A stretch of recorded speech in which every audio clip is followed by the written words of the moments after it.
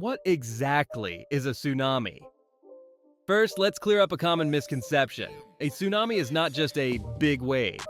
Normal ocean waves are caused by the wind blowing across the sea's surface. A tsunami, on the other hand, is a series of waves caused by the sudden displacement of a massive amount of water. Think of it like tossing a giant rock into a pond. The ripples spread out in every direction. In the ocean, the rock is often a huge geological event, and the ripples can travel across entire oceans at jet speed. Tsunamis can stretch for hundreds of kilometers across the open sea and travel as fast as a commercial jet, around 500 to 800 kilometers per hour, 310 to 500 miles per hour. Unlike normal waves, their wavelength, the distance between crests, can be 100 kilometers or more, which makes them nearly invisible in the deep ocean. The main causes of tsunamis. Now, what actually creates them? Scientists point to four main triggers: undersea earthquakes.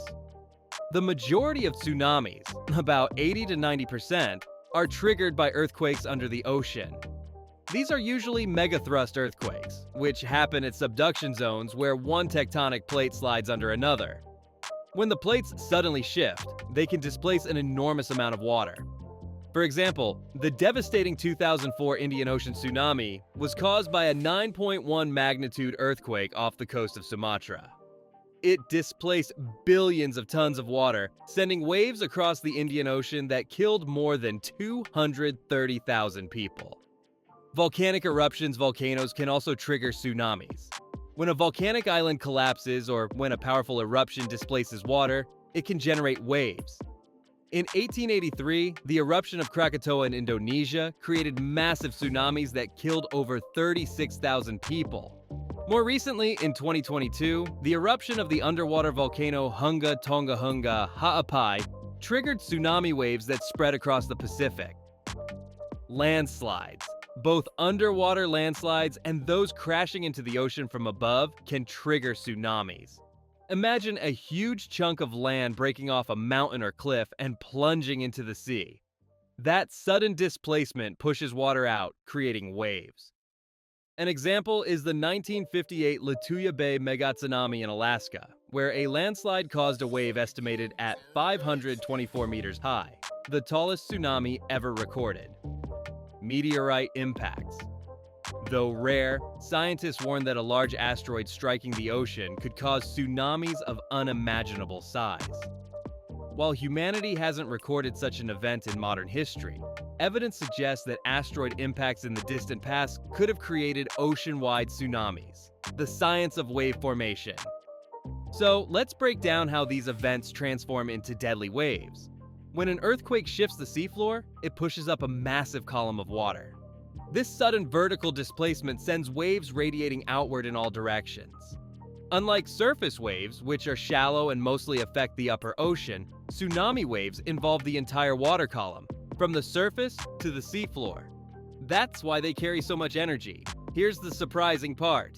In the deep ocean, a tsunami might only raise the water by a few centimeters or a meter at most.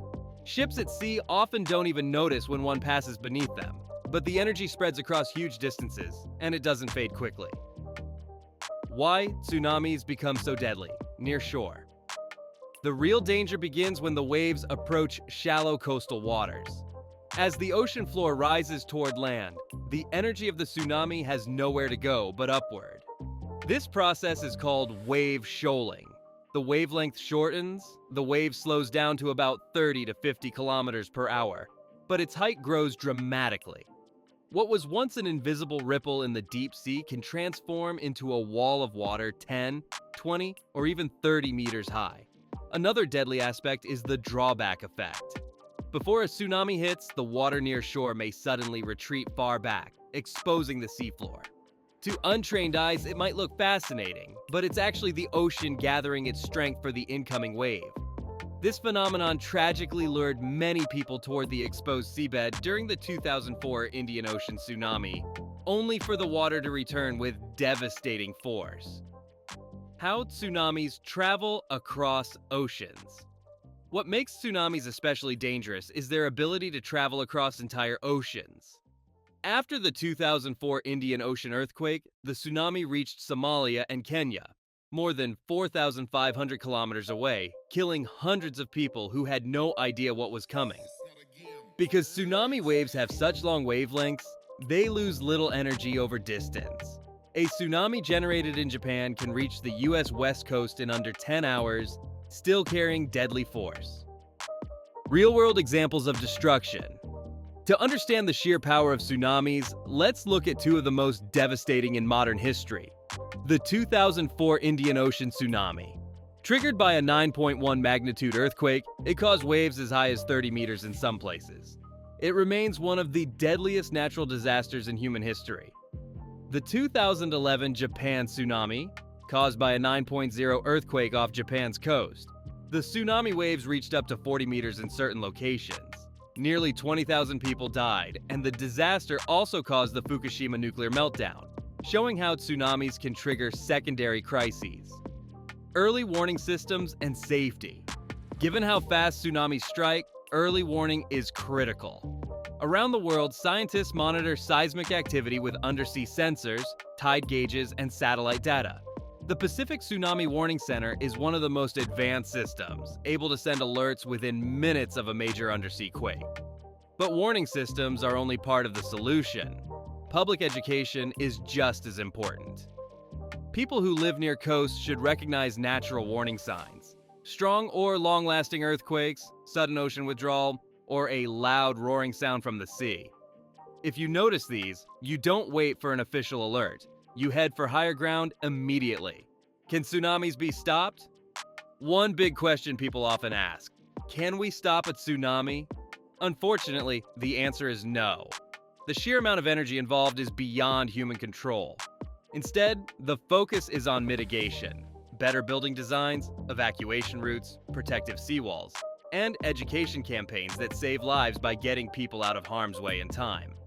So, tsunamis are not just giant waves. They are the ocean's most powerful chain reaction, born from earthquakes, volcanoes, landslides, or even cosmic impacts.